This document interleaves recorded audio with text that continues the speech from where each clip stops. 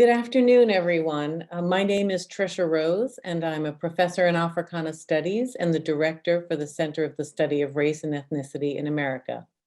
And I want to thank you for joining us for today's Race and in America. We're really excited to continue the series with today's event, Race and Environment. We at CSREA have been delighted to work with the Provost Office to bring this series to the Brown community and to many others who attend virtually from all over the country and indeed the world.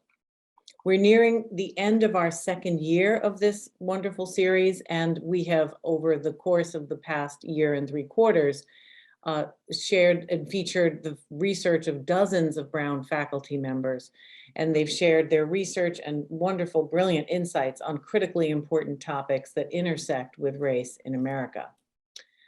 After today's event, we have one final event on April 19th on race and performance. And I just wanted to let everyone know that if they're interested in looking at past events, which I'm sure after today they will, they'll say, my goodness, this was fantastic, I need to see some more. They should go to the CSREA website, and they'll see an area, the link is csrea.link/race-and-series, and you'll see that in the chat if you're interested.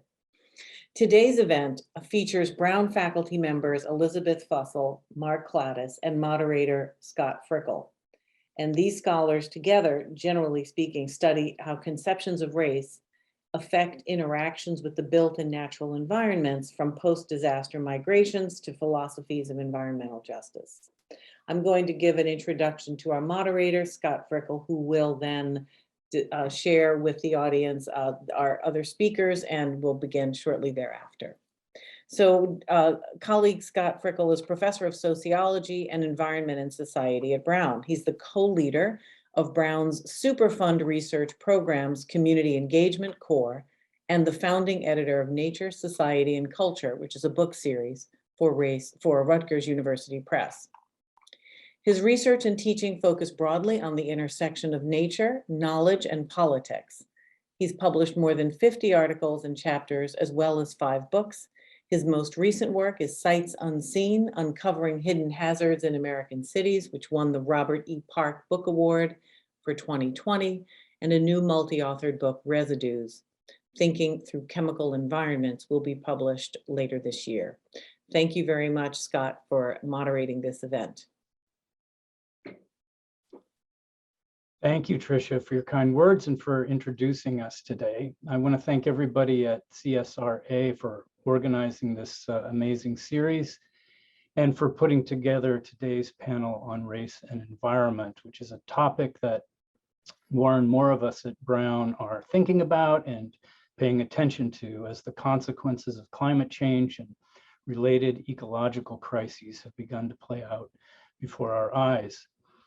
I want to give a warm spring-like welcome to our audience. It's great to have you with us, virtually at least.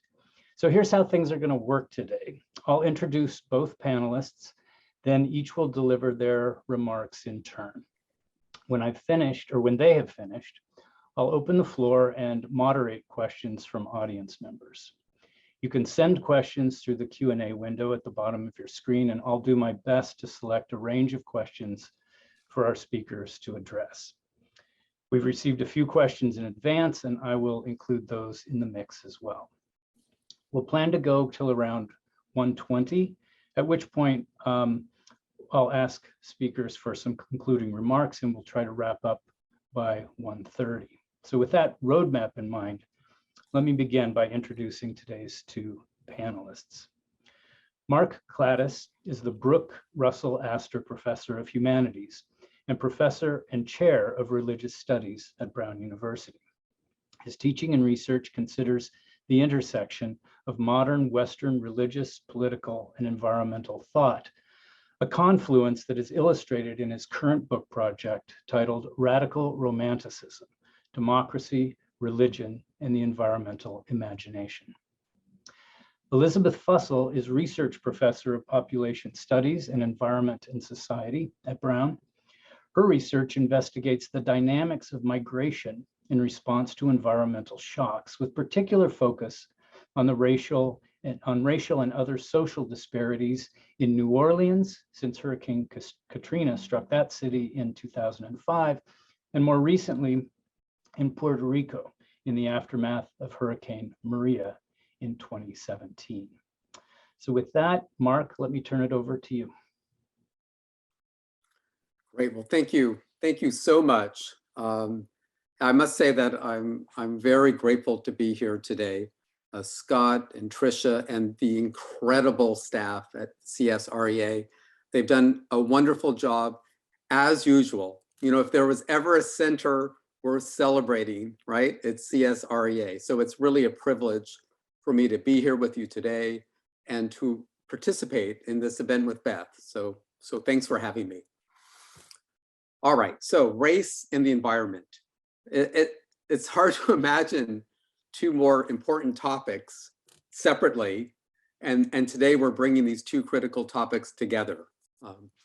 And of course, race and the environment have been together for quite a long time, especially if by race and the environment we mean the various ways that people of color have been subjugated and the various ways that the land, the environment, has been subjugated.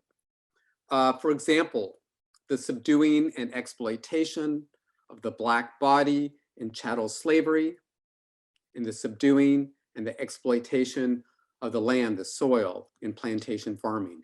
Here, slave and the land in different ways are exploited by extractive capitalism, by greed, by cruelty, and by a racial and environmental prejudice that held that both wild Black bodies and wild lands need to be subdued and tamed to be made safe and productive.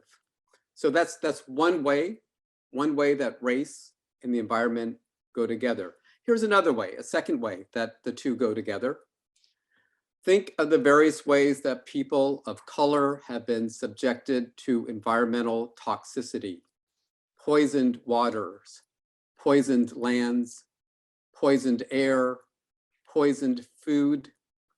In the US, for example, African Americans are 75% more likely than white people to live in communities near industrial facilities that produce pollution that directly affect the health of local populations.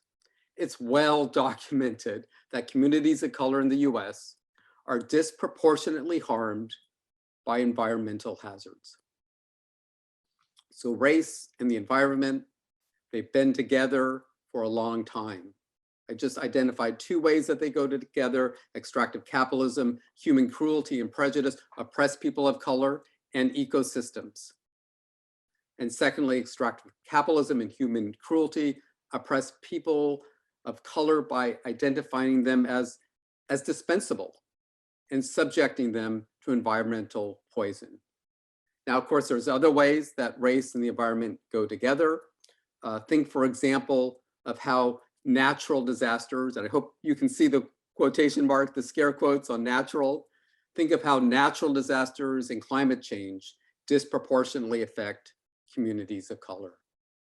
Now, for this short presentation, I will focus on the first way race and environment intersect with the help of W.E.B. Du Bois, and I'll explore the second way that they intersect with the help of Leslie Silko.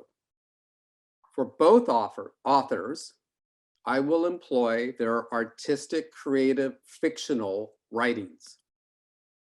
Both of these authors understand that racism and other social evils must be combated by various means. So, for example, social scientific, but also artistic and activist means. Via fiction, they attempt to address the whole person, one's mind and heart, one's reason and affect. So I'll start with Du Bois, that brilliant African-American sociologist, historian, novelist, poet, and activist, and one of the first environmental justice authors in North America.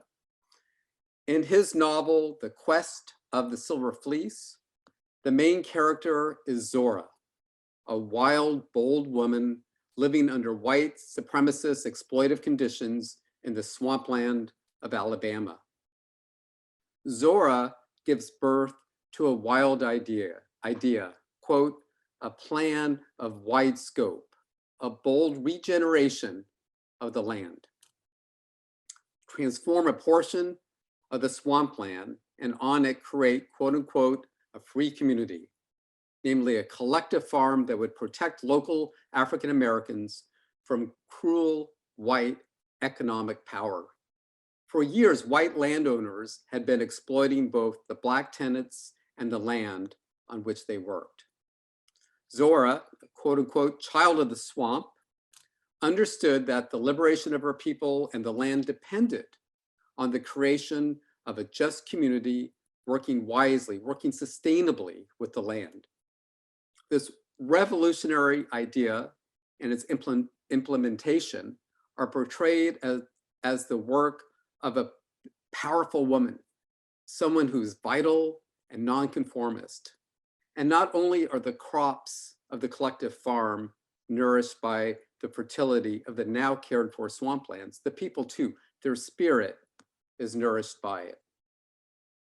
This fertile ground of Zora's swamp stands in sharp contrast to the quote unquote gloomy soil of a desolate town of African Americans that Du Bois described in The Souls of Black Folk. Due to the white practice of over-farming, quote, the whole land seems forlorn and forsaken. So owing to the exploitive practices of the previous white population, Black people and their land now suffer together. Now, Du Bois's famous work, The Souls of Black Folk, it has its own swamp. The Chickasaw-Hatchee swamp in Souls is both, it's a land, but it's also a culture. It's an ecosystem, but it's also an archive of history.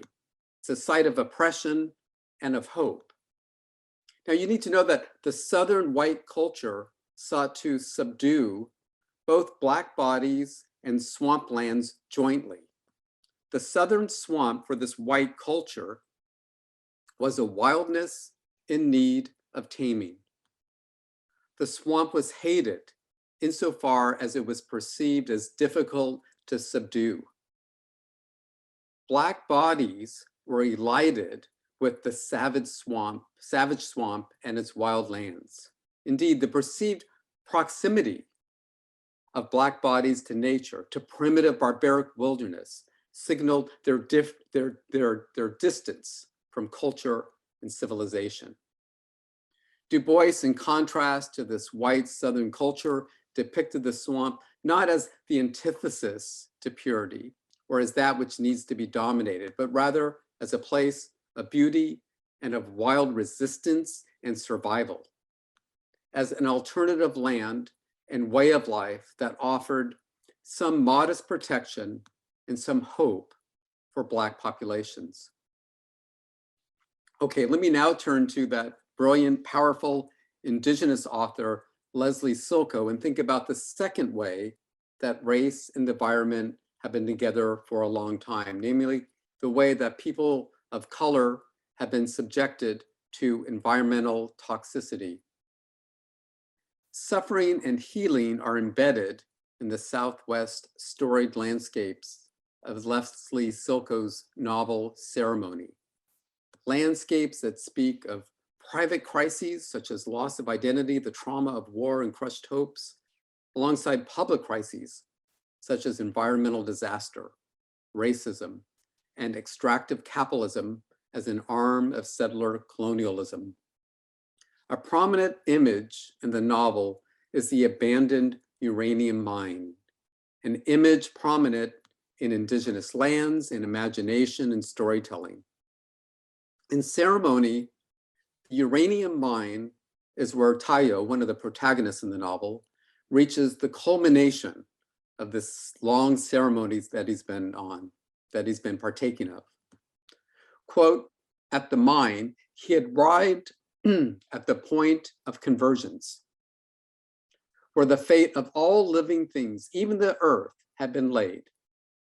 The pattern of the ceremony was completed there. there at the uranium mine. The ruined mine becomes a place of witness to suffering and injustice, but also a place of spiritual healing and political resistance. Earlier in the novel, a terrible witch tells a story of, and thereby conjures, white-skinned people. The white-skinned people find uranium rocks and hire indigenous people to do the dangerous work of digging up the once serenely positioned uranium. When brought forth from the earth and laid in the final pattern, the white-skinned people fashioned weapons that could instantly vaporize life as we know it. We can think of the uranium mining and the development of the nuclear bomb as the absolute logical extension of extractive settler colonialism. In Silko's writings, the abandoned uranium mine is the image of both nuclear colonialism and indigenous resistance to it. This mine is witness to indigenous suffering, but also to the quest for justice from government and global energy companies for subjecting indigenous communities to radioactive poisoning, covert medical experimentation, forcible removal, and exploitive labor practices. To this day, piles of radioactive waste and miles of open tunnels and pits deface indigenous sites, and radioactive dust carried by desert winds contaminates Native American populations and lands. Indeed, the land is so polluted, the US government for some time now has sought to declare the area a national sacrifice zone.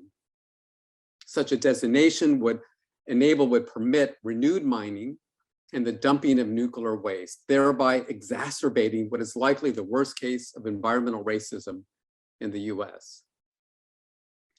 Okay, so I've illustrated two ways that race and environment go together. And I'd like to conclude now with a third way. In this third way, the more than human, sometimes known as nature, the more than human is a vital agent that supports communities of color and that challenges racism. So this is a third way to think about how race and the environment come together. In Du Bois's The Quest of the Silver Fleece, we saw the swamplands, they nurture both the anti-capitalistic cooperative farm and also the spirit of Black laborers. And in Silko's work, agents of the more than human, for example, ants, cattle, springs of water, and so on, they nurture the body and the spirit of indigenous peoples. Now, I know this may seem romantic on my part to talk of the more than human as supporting communities of color, but it is, to my mind, this is the truth that should not be denied. Now, of course, nor should be denied, as Frederick Douglass shows us, that cruel racism can sabotage the relation between land and people. As when Black slaves learned to hate the cotton fields, and for good reason. But Douglass himself, he also talked about how freed Black slaves have the opportunity for a new positive relation to the land. Additionally, the agency of the more than human may end up being the only means to eradicate racism, but at a terrible price. In his futuristic speculative fiction piece, The Comet, Du Bois crafts a story about a comet that apparently destroys most of humanity. It is a story both about how things are and how things could be. We're presented with the sole two survivors of the cataclysmic comet. There's a new Eve, a white woman, and a new Adam, a Black man, in a post-racist, post-anthropocentric world. Before the comet erased human history, the enactment of this spiritual vision, a Black man marrying a white woman, had been a felony in the US. Nothing less then the end of human history is required for the white woman in the story, The Comet, to grasp the evil of racism and to grasp the humanity of Jim. And the agency required to erase racism is located in the more than human world, namely the comet. The more than human enables the recognition of Jim's humanity.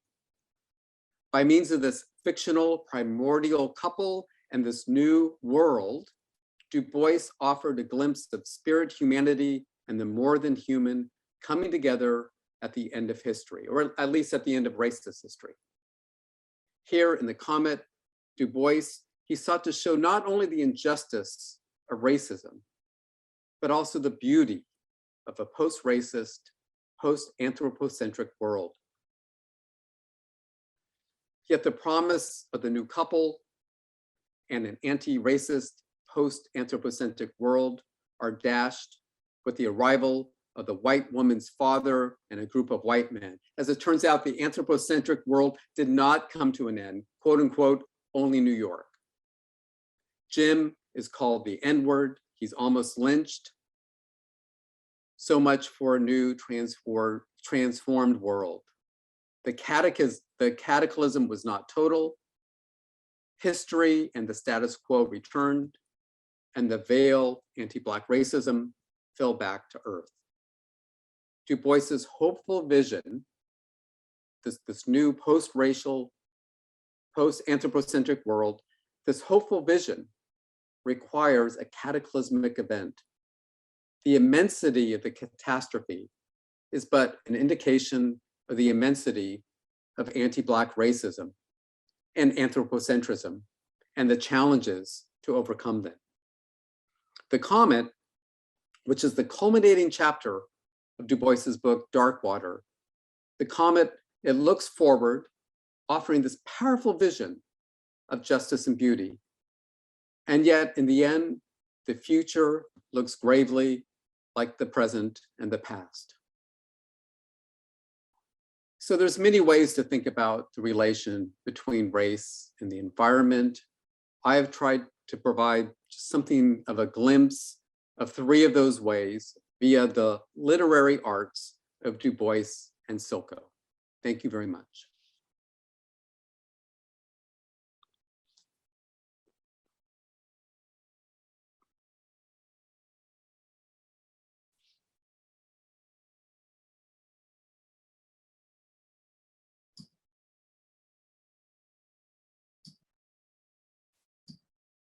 Sorry, I'm just trying to share my screen. If you can hold on a minute.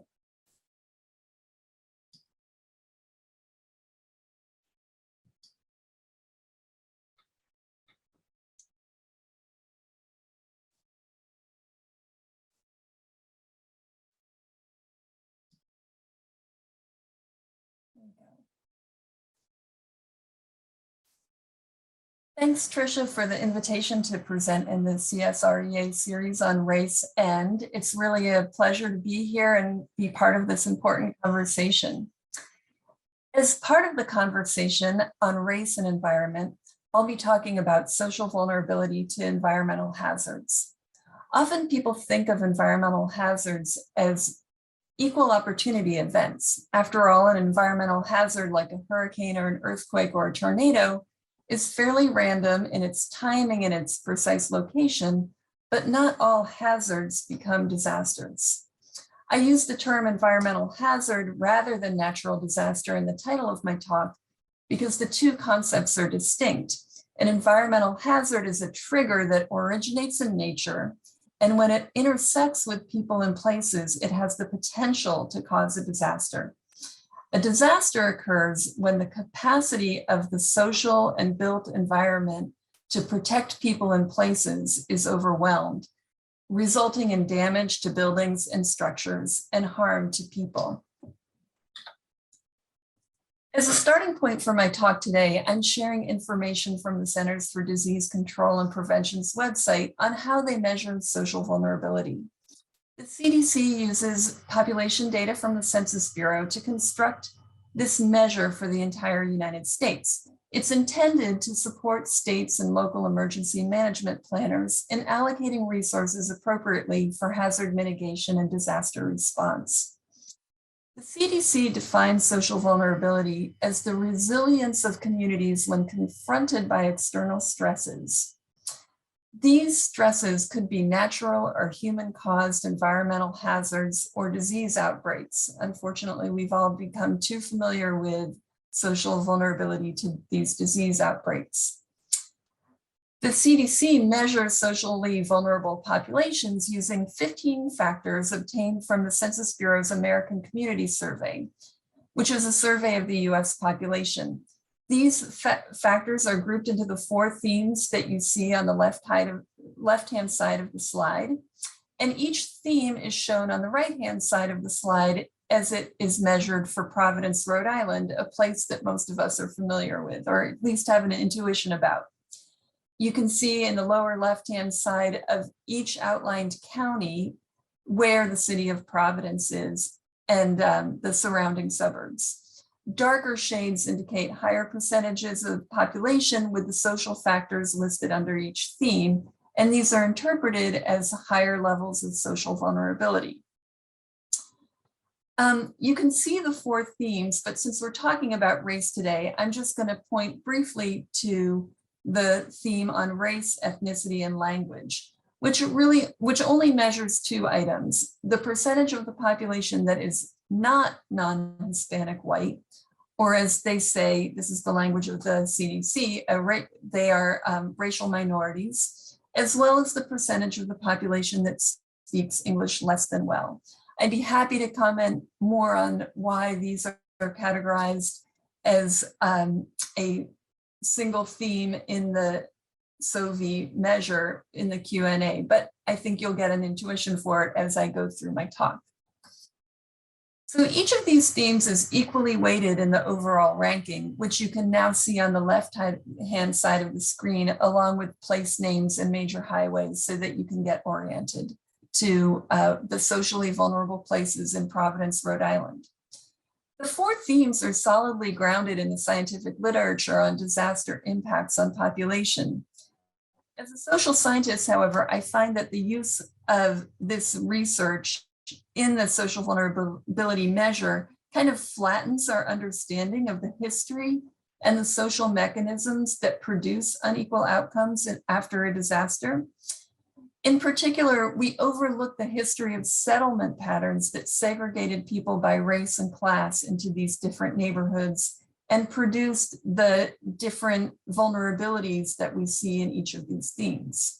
So my research delves into a deeper understanding of vulnerability to hazardous events, focusing in particular on how housing destruction due to an environmental disaster leads to unequal displacement or migration. My case study isn't Providence, Rhode Island, but rather New Orleans, Louisiana, where I was in residence when Hurricane Katrina struck on August 29th, 2005. As a reminder, Hurricane Katrina was a Category 3 hurricane when it made landfall just east of New Orleans. However, it triggered a much larger disaster than it might have otherwise when the levees protecting the below sea level city failed in multiple places and floodwater poured into the city faster than it could be removed. On the left panel, you see the NOAA flood map from August 31st, 2 days after Hurricane Katrina had passed.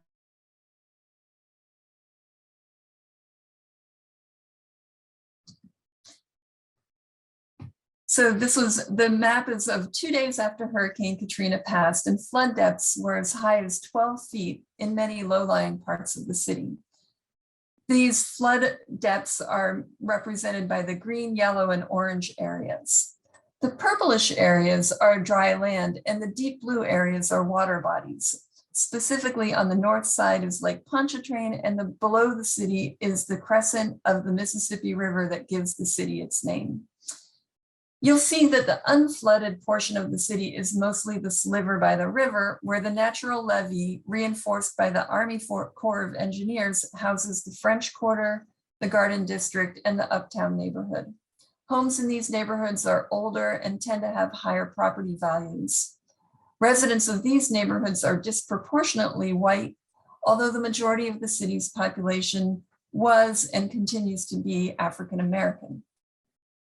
The flooded areas are the back of town neighborhoods in the center of the city and the areas close to Lake Pontchartrain, as well as to the east of the city where reclaimed swampland is protected by levees. These neighborhoods tend to be lower lying and built on landfill, and they are where Black residents of the neighborhood are primarily located.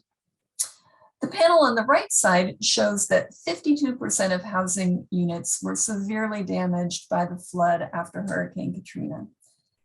These housing units sheltered 55% of the population, and this provides an intuitive explanation for why the population of Orleans Parish declined by half between 2005 and 2006. As you see here, this figure shows the decline in the population of the city as a whole, as well as the change in the racial composition of New Orleans after Hurricane Katrina. Prior to the disaster, 65% of New Orleans residents were African American. They're represented by the gray portion of each bar. After the disaster, the proportion declined to 59%. This reflects the disproportionate impact of the flood event on Black residents, particularly those concentrated in the more vulnerable areas of the city. Even as the population recovered over time, the percentage of African American residents has not returned to its pre-disaster level. My research seeks to answer multiple questions about the effects of Katrina on New Orleans population, including but not limited to questions about inequalities in the displacement and return of New Orleans residents. However, most importantly for this talk, I want to highlight my focus on the mechanisms that made population recovery unequal. In answer to this question, a social vulnerability perspective describes what happened. These studies listed here used population statistics to show that Black residents of New Orleans were more likely to live in the kinds of conditions we just described as being socially vulnerable. They were disproportionately impacted because their homes were more likely to be exposed to the damaging floodwaters, and they were more likely to be displaced from their homes and communities for a longer period of time because the damage to their homes was so extensive and took longer to repair. A structural racism perspective goes deeper into the explanation of why race and class produced unequal social vulnerability to disasters in New Orleans, and in particular to post-disaster displacement and migration, which is what I'm mostly interested in. So this book that I've highlighted here by Bullard and Wright is one of many books that takes this structural racism perspective. I delve deeper into the literature on housing and racial segregation to explain why Black New Orleanians were slower or less likely to return after Katrina. Richard Rothstein's 2017 book, The Color of Law, is a thorough historical explanation of how the real estate industry, banks, and the federal government worked in tandem to segregate cities and suburbs throughout the US. Working in the same vein, Keeanga-Yamahtta Taylor's 2019 book, Race for Profit, shows that even after the Fair Housing Act in 1968 abolished redlining, banks and real estate agents continued to exclude African Americans from home ownership. Neither of these authors were writing about disasters, but their research is really critical to understanding how this history set the stage for a disaster like Hurricane Katrina to disproportionately displace African American residents from New Orleans, and by extension, from any other US city. So in 2019, 5 years after Hurricane Katrina, after most of the federal dollars for housing recovery had been allocated, a Government Accountability Office report was issued. It was titled, you can see the title down here, Federal Assistance for Permanent Housing Primarily Benefited Homeowners. Opportunities exist to better target rental housing needs. While the report doesn't exactly connect the dots between the history of race and class segregation in housing markets and social vulnerability to displacement after a disaster, it hones in on the mechanism by which displacement occurred. In a city with such extensive housing damage, there were very few routes to recovering a home in New Orleans. Renters had a few options in a city with diminished rental housing stock and inflated rents, but slightly more than half of African-American headed households in New Orleans prior to Katrina were renters, compared to only 1/4 of non-Hispanic whites.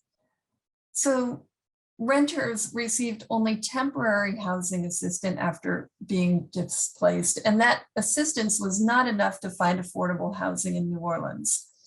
These renters were slow to return or did not return at all, and this dynamic would disproportionately affect African Americans, so many of whom were renters. Homeowners had a claim on their property, and if they had private insurance, they had the best chance to return and repair their home. Federal assistance was available as well, although it took a lot longer to arrive. In both cases, payments were keyed to pre-disaster property values, meaning that lower property values in the majority Black neighborhoods translated into lower payments. This meant that even though the cost of rebuilding a comparable house in either neighborhood would be the same, people living in majority Black neighborhoods had lower insurance payments to pay for the rebuilding and repair of their home. So bringing us back to the point I made at the beginning of the talk, social vulnerability is not just a snapshot description of the population characteristics in a given time and place. Social vulnerability is something that is produced over time through laws, markets, prejudice, and behaviors that we need to unpack and expose in order to achieve environmental justice. So I end by pointing out that social vulnerability to environmental hazards is socially constructed, and to really understand how to undo those injustices, we need to understand this history. Thank you.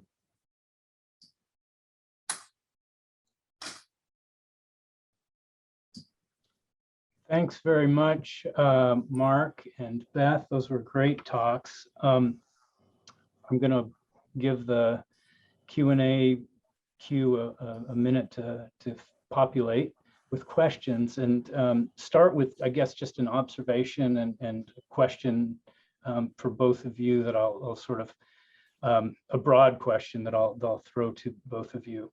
I'm really struck by the confluence of your talks, which at first glance, coming from literature and demography, seem quite far apart. But I am really struck at the way in which the case of Katrina is anticipated in many ways by Du Bois a century or nearly a century earlier.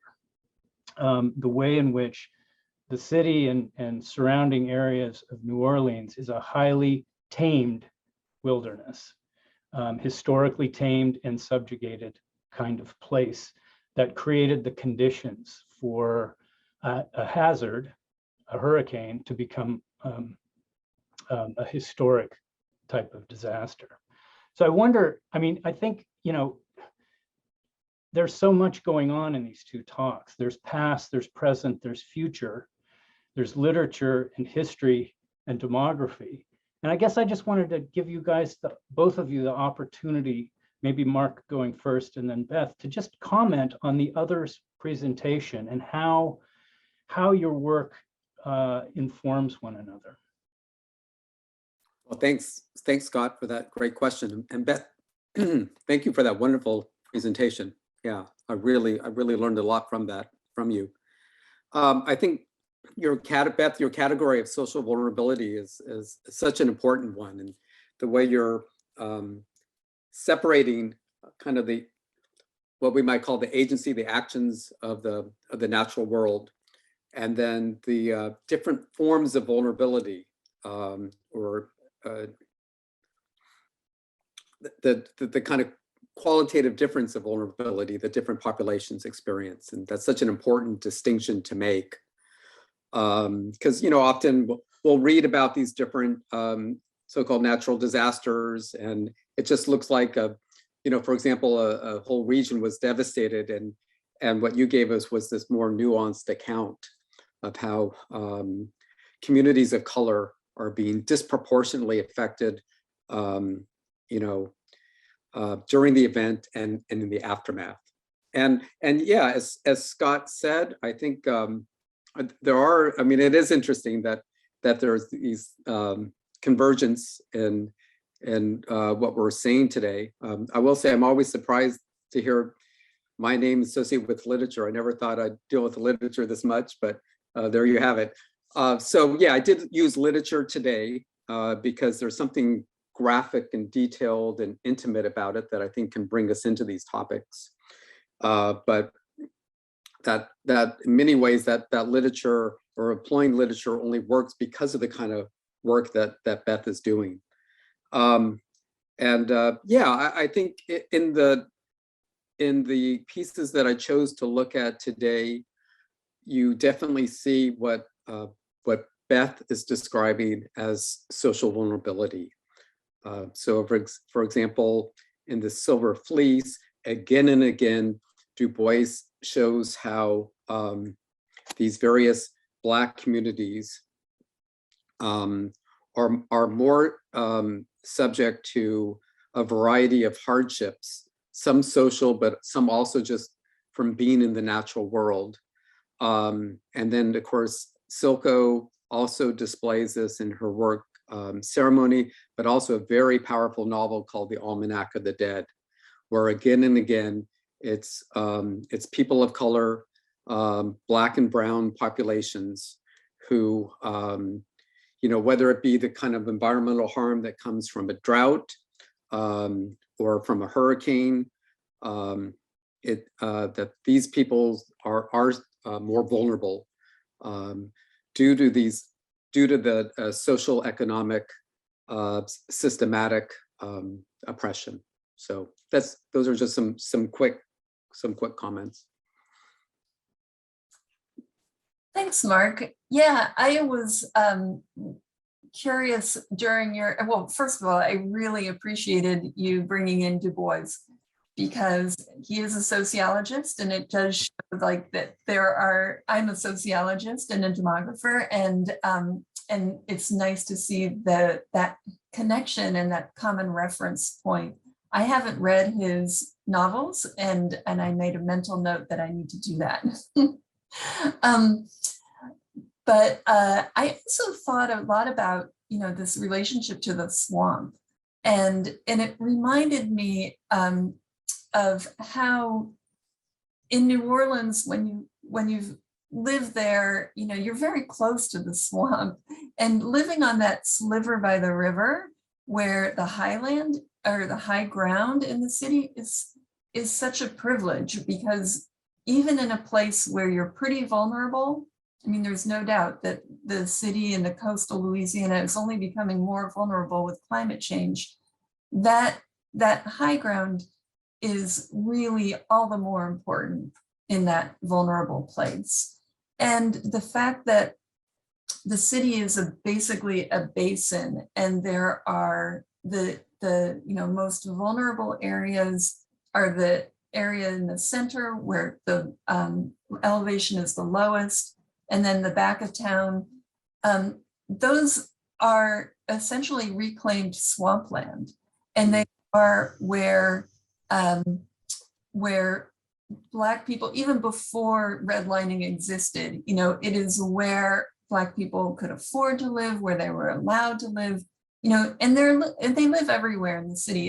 It's not as though it is a majority African-American city. And so there's no exclusion of Black residents from any particular neighborhood anymore.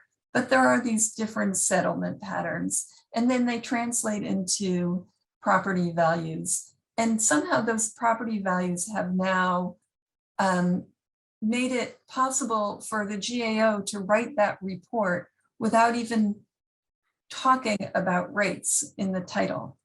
And they just talk about homeowners and renters. And so it's just really important to me to bring up this history to see how land and nature got encoded in the built environment, and then also in the social environment. So, you know, your reference going back all the way back to, you know, the swamps is really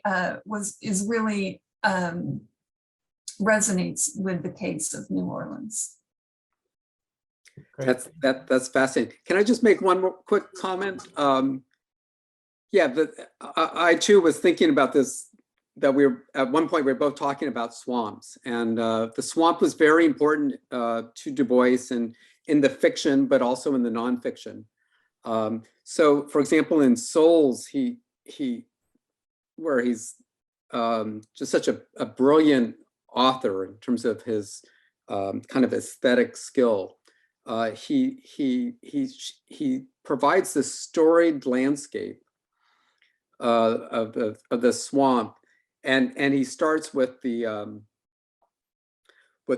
Native Americans and how they're being pushed off the land and going by the swamps, and he's describing these various atrocities that had happened near the swamp to the Native Americans.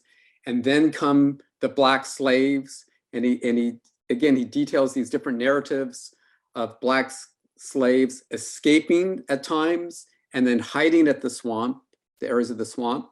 And now it's not that these were easy places to live. So there's nothing romantic here about the swamp, though Du Bois also talks about the beauty of the swamp, which is interesting, kind of the way he's critiquing Southern white culture, but he also understands the difficulties. But these escaped, these fugitive slaves hiding in the swamplands and then forming communities there. So he's narrating these thick, kind of detailed historical events that he can see kind of written in the land, and he's exposing that, he's revealing that to us. But in every instance, there's the sense of the social oppression of the people, and then their relation to the land. And then, of course, in his novel, he tries to give us the sense of how this there can be this transformation in this site of oppression, so that there's this cooperative Black farm that's standing in opposition to white capitalism, white racial oppression. So all these themes of race and the environment coming together at the site of the swamp. Yeah. Great, thank you, both of you. So speaking of, so the conversation about swamps and landscapes really makes me think of the place-based nature of both of your work. When we're talking about environment, we usually talk about particular kinds of places. And one of those places is Providence, a place that is also historically subjugated land and groups of people. And we have two questions from audience members that are asking about the implications of your work for this particular place, a place that is becoming increasingly vulnerable to storm surge and related flooding, a place that is among the most highly segregated cities in the country, with incredible levels of social inequality.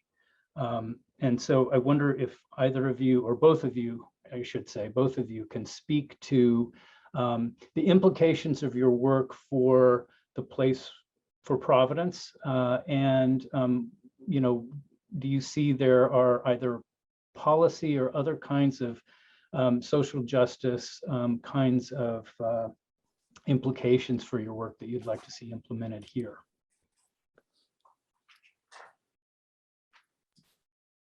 I'm happy to jump in since I showed the slide of social vulnerability in Providence County. And I, for sure, you know, when I looked at that, the distribution of all of these themes of socioeconomic status and household composition and disability, housing type, transportation, and race and ethnicity and language, I looked around to see like, well, what neighborhoods are we talking about here? And, you know, the neighborhoods are really those that are concentrated in Providence. And when we think about the history of the city, the port and access to water was so important for, you know, the location of the city and its ability to connect with other places through travel by water. And that is precisely what makes it vulnerable now. And so it's that relationship to water in particular in Providence that is kind of, you know, the starting point for thinking about social vulnerability. I wish I could say I knew more of the history of Providence to really give a layered explanation for why people settled in particular neighborhoods and who they were. I haven't lived here long enough or been able to study this in Providence. I know Scott has done some of that, so maybe you can even add some of your comments, Scott. But that relationship between water and place and people and who settles in a particular neighborhood, and particularly when it's a vulnerable piece of land, you know, can give us a big insight into why the social vulnerability map that I showed earlier looks the way it does. Thanks. Mark, did you want to reply at all? Well, you know, a document was recently released on land acknowledgement. It's much more than about what we might say before an event like this. Even though I think it's about a 20-page document, it's an excellent document, and there's a brief history to the treatment of indigenous populations in Rhode Island, and a pattern. There's a pattern that emerges, and that is that the indigenous population keeps getting pushed off the more valuable land, and so, as Beth was indicating, more valuable land, that's not a static notion. So there are times when the more valuable land is near the water, and that there's other times and places where that's not the valuable land. And, you know, I will say that in Du Bois's, Du Bois, the historian and the sociologist, and then also the author of futuristic speculative fiction, he sees one logic, and the logic being that the disenfranchised populations, right, will continue to be pushed off whatever's considered the most valuable land. So, you know, if we were to have, say, a sudden rising of the seas right now in Rhode Island, affluent communities and disenfranchised communities, they would suffer greatly. But you know, presumably we're not going to have that kind of, you know, it's not going to rising seas. It's not going to happen instantly. I mean, I know it's happening now, but in a cataclysmic way. And so Du Bois would suggest that what's going to happen increasingly is that the more affluent white communities will find ways to mitigate the effects of climate change or move, whereas the disenfranchised populations will be subjected to what Beth has described as social vulnerability. And I guess the last thing I'll say, though, is Du Bois might also, I mean, the comment is you know, it's hard for me to quickly summarize these different fictional pieces, but you know, in this question of the relation between race and the environment, race and the natural world, the comment does suggest, though, if there is a huge catastrophe, I mean, a really cataclysmic one, imagine a comet hitting the Earth, then that might be what it takes to erase racial inequality. But as Du Bois himself suggests, at what a terrible price. Thanks. We've got a question from Maggie Murphy, and I'm just going to read it verbatim from the screen. Could either of you speak more on the intersections of race and gender in the environment? I think gender is an important additional factor, especially in the case of New Orleans and how Black women were impacted there. I know ecofeminism has historically been dominated by white women, but can it be drawn on through a more intersectional lens, one that brings women of color and Indigenous women more centrally into focus? Yeah. Beth. Well, since you mentioned New Orleans, Maggie, I will jump in. There were a lot of people, scholars, after Hurricane Katrina who were very focused on, in particular, what happened with African-American women and their families. I was involved in a research network in which all of us were doing studies that primarily focused, just by coincidence, we came together after we began our research, but primarily focused on African-American women who had been displaced. And we wrote an edited volume called The Katrina Diaspora. The title was Displaced, and it's edited by Lynn Weber and Lori Peak. So you might check that out if you want to read more about this, because it very much engages the question of gender and intersectionality in disaster impacts.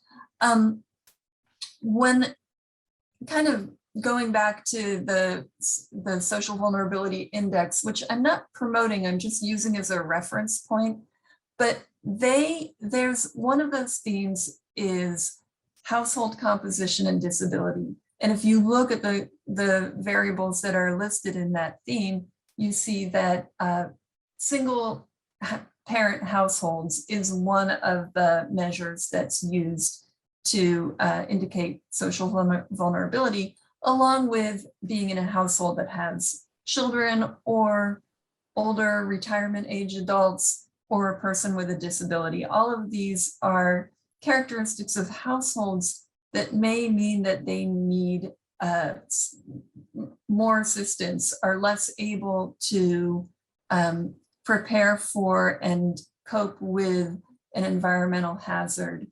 And so that is the way in which, that sort of literature on gender, race, disasters has sort of filtered up into this instrument, which I want to just sort of point out that, like, I have ambivalent feelings about the CDC Social Vulnerability Index. On the one hand, I think it just is, it flattens and reduces all of the complexity of this. On the other hand, it provides a deliverable data source to people who are making decisions. And so in that it does highlight these sort of communities that may need special attention, it's a valuable contribution. So, so I'm just, there's a lot of literature out there on intersectionality and disasters that includes the focus on gender, but mainly through the point of view of who's in the household.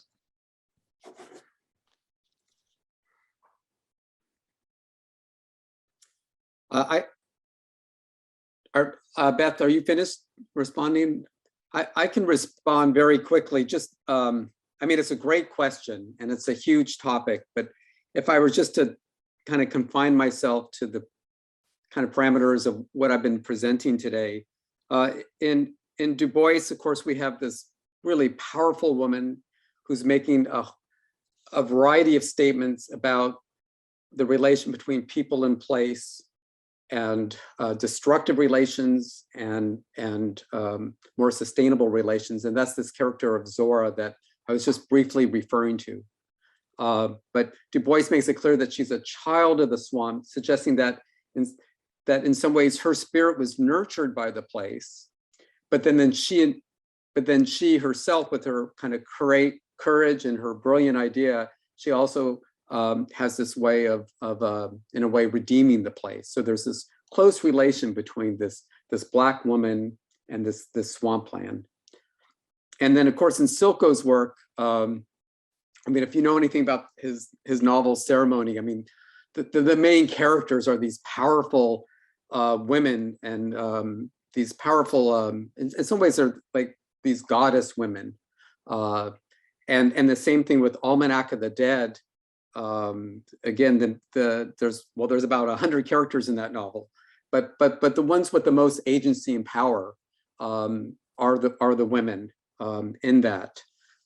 So indigenous women and Mexican women and other brown women from the South. So that's in terms of those two authors.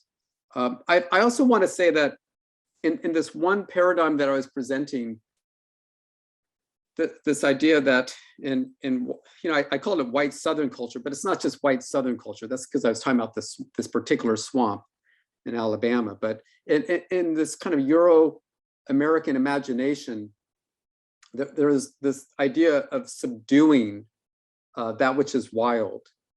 And I was trying to make this connection between oppression of people and oppression of place, or oppression of people and exploitation of place.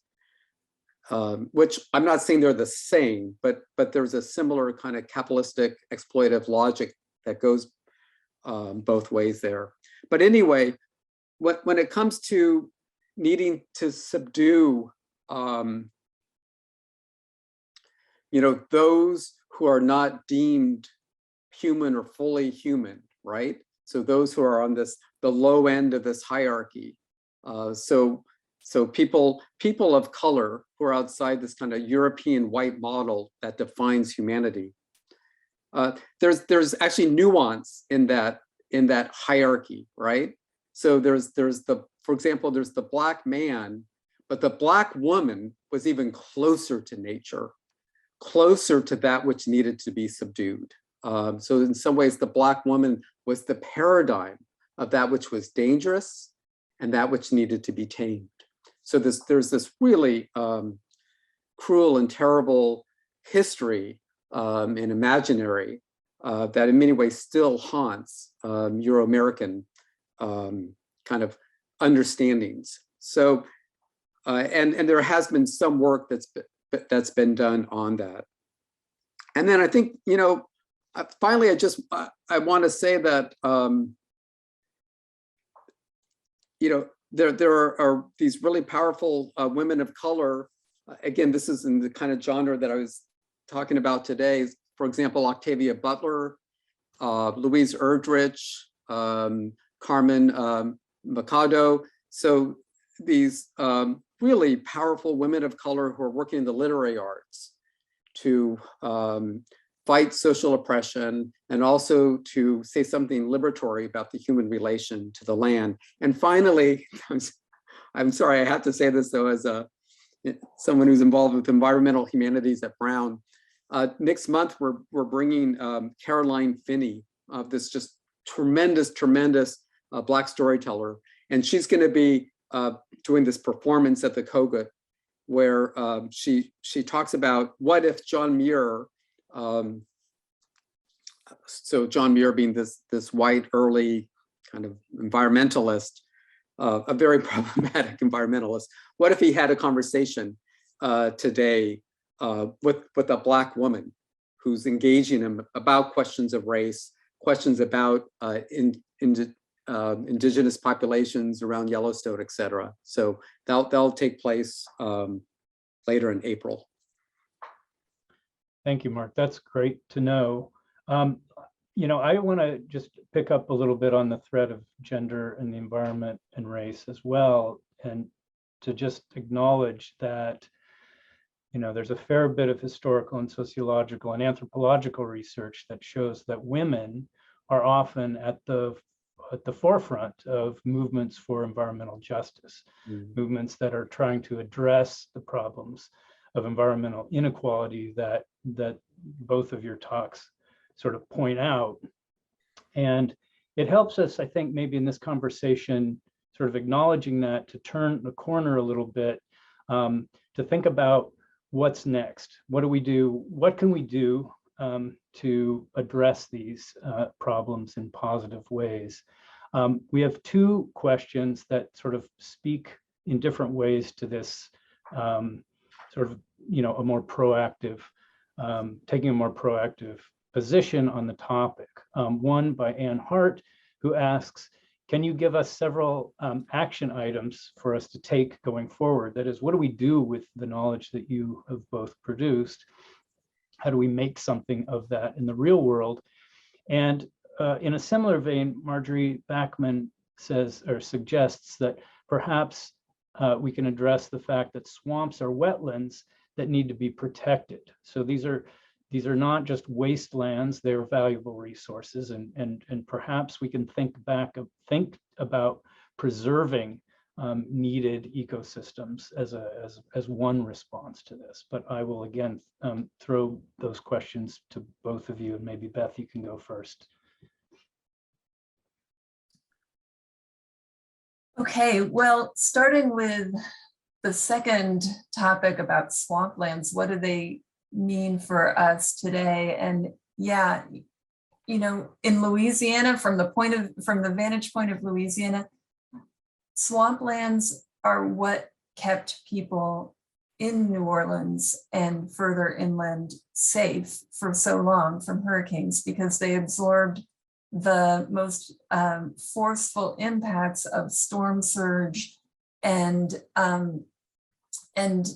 kept that barrier, that land barrier between the water, the Gulf of Mexico, and the city or settlements. And Louisiana has been losing coastline at an incredibly rapid rate. And it continues to, so that buffer zone is just going away. It's a canary in a coal mine for thinking about climate change and the impacts of sea level rise, because Louisiana has experienced much faster relative sea level rise because of land erosion and subsidence. So I'm completely on board that we need to be paying more attention to the ecosystems of coastal areas, because they have important benefits for the places where people are settled. So that's one way in which we can move forward. It's not something that comes directly out of my research, except, it's just the people I'm in conversation with in Louisiana are, coastal restoration advocates. And as much as possible, we need to protect what still remains of that buffer zone, the marshlands.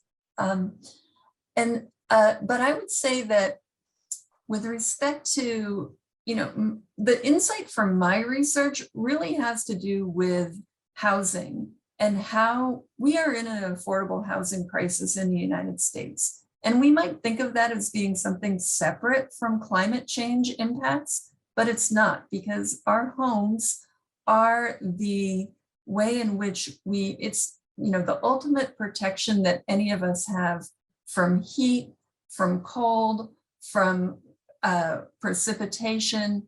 And if we don't have adequate housing, if people don't have adequate housing that protects them from the weather, then they're going to be disproportionately affected by the extreme events that climate change will and is already bringing to us. And so moving forward, I wish that people who really wanted to do something about climate adaptation and would think more about how we solve the affordable housing crisis and get people into homes that are adequate for so many dimensions of their life.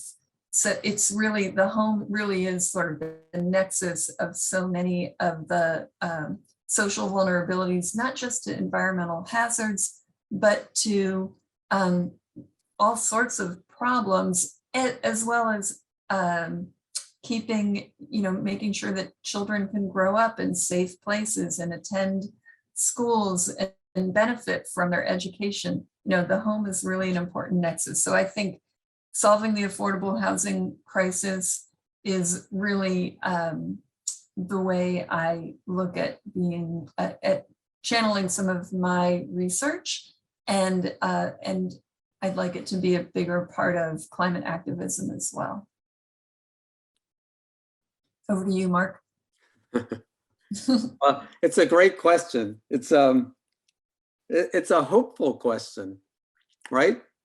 To ask what can we do, because it implies some agency. It implies that we can do something. And I'm not sure everyone agrees that we can do much, but I'm grateful for the question. I think it's a very important one. So I think, first, I always think locally. So for example, if you're a member of the Brown community, to push Brown. Brown's actually has made some great progress and has wonderful, bold plans in terms of fighting climate change. And I think we have to keep the pressure on the university to fulfill those plans, especially if there's going to be, the pandemic hit, and then there could be there's another crisis already with the war in Ukraine. So I think it's just important to remind the university of this priority and not to let it go. And I also think that Brown does need to get more involved with the local community, including housing. So education, but also housing, as Beth was saying. And then there's a variety of local Rhode Island groups, some really great groups that look jointly at race and the environment. And then just work out for there, because to various international groups as well, and not to forget in what way the there's been plenty of wars in the last 3-4 years, last 3,000-4,000 years, but not to lose sight the way that the current war in Ukraine, in many ways we see these issues of vulnerable populations. We see devastation of the land, and we see this destruction coming from human greed, arrogance, cruelty, prejudice. So so to also see this current conflict in Ukraine also in this light of race and the environment. Yeah, that's a nice point, Mark. It is certainly the case that race and nature are central to understanding what's going on in Eastern Europe right now. Absolutely. And it's a reminder that, everything is connected in one way or another. History connects all, and culture connects all of these places and processes. The queue is kind of shallow at the moment. So and we are getting kind of fairly close to our end point. So this may be a wrap-up question for us. And this was one that I sort of drafted in advance, but I think it works here. I am really struck by not just the sort of the confluence of the work that you both presented, but the sort of real social relevance of the research that you both are doing. And I'm curious who you see as your primary audiences beyond the academy. And how do you reach those audiences? And by extension, I suppose I should ask even more broadly for myself and others here at Brown, how should those of us who work on these topics of environment and race work to make our own research more legible to different audiences outside of the university? Beth, do you want me to go first this time since you? I love the You've been idea. going first and then I've got time to think about the question. So first I'll take a deep pause so that I can think about the question. No, it's a wonderful question, Scott. And after I answer and respond, and Beth, I'd like to hear your responses because it's pretty clear that you have a lot to say on these topics. But yeah, this is an important question to me. So more generally, just the university's relation to the world. I think too often we write to each other, we talk to each other, and often in a prose and a vocabulary that's only accessible to us. And I think that that's a real problem. So I indicated earlier that I was a little surprised to hear my name associated with literature, but this has been going on now for about, I don't know, about 10 years. And I think my turn to literature in part was because I did see it in some ways as a more accessible medium. I also saw it as a more kind of tangible, palpable way that I and others can kind of go into these issues. So on the one hand, it's fiction, but it's a fiction that's grounded in the everyday realities, right? That people experience. Even the speculative fiction, right? That's looking to the future. It's making moves that are, it's always grounded in what's happening, and then forcing us to imagine what might happen, what might be the case, given what we know of what's happening today. So I have made this turn to literature because I find it to be, as I said, this palpable, tangible way to kind of feel and experience to some extent. That's kind of loaded to say to feel, but to kind of convey the suffering and the exploitation that's occurring at this intersection of race and the environment. And I think in terms of, so in terms of the audience, I personally try to write and speak to a more general audience. It's not easy for academics to gain that audience. I recently published a trade book, which was an attempt to try to kind of get outside of the academic bubble. But it's, sometimes people think that this kind of work is dumbing down what we do, and of course it's the opposite. It's needing to be, smarter than ever, brighter than ever, and work on this art of communication. Because I think just speaking to academics, that's actually pretty easy in terms of communication.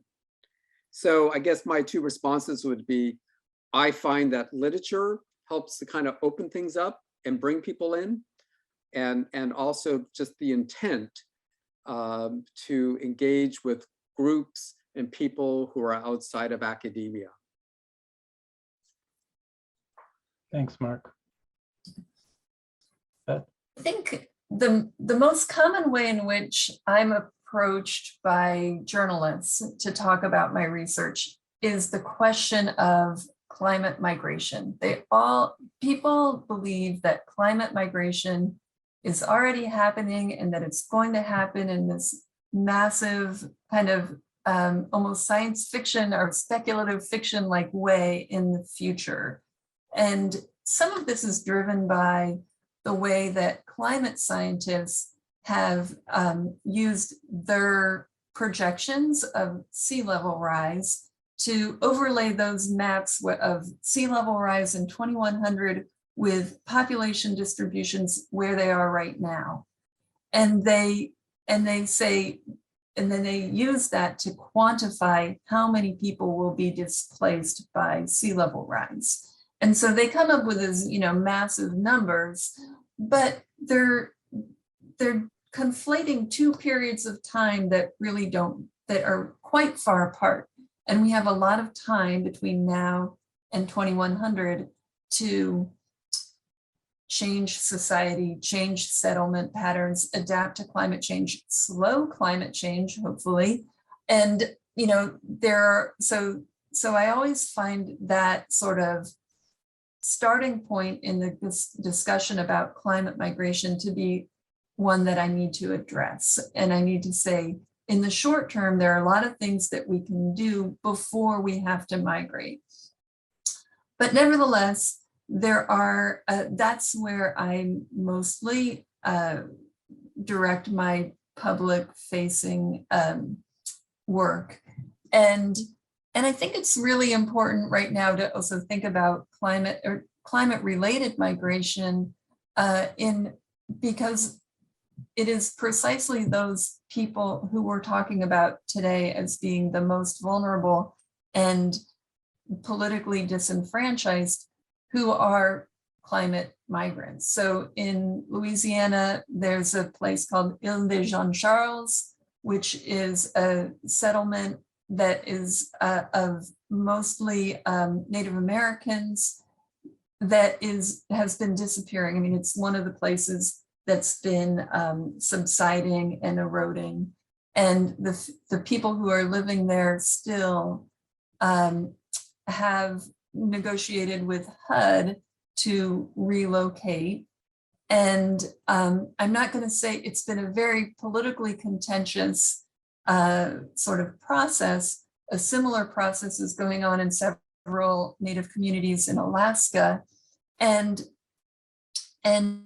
this is where I think we need to really, as academics, but as just, concerned public, we need to think about how do we not just think of how do we look at history and all that we've been talking about today and bring that to bear on the conversation around how we move forward with so-called managed retreat. Managed retreat is a really, this is the solution that engineers and politicians are all seeing as like the solution to people being vulnerable or marginalized people in vulnerable places. And I think we need to, this is a conversation that started, in the past decade, and that we really need to engage in as environmental justice warriors, people who are interested in making sure that that the harms of the past are not reproduced in our climate solutions. And so that's where I would say where we as academics can make an intervention in shaping the conversation, the language, the concerns, and making sure that all voices come to the table. It's the diversity, equity, and inclusion kind of piece that we've all become very, very educated and aware of here at Brown. So that's an important place for, I think, where we can make a contribution.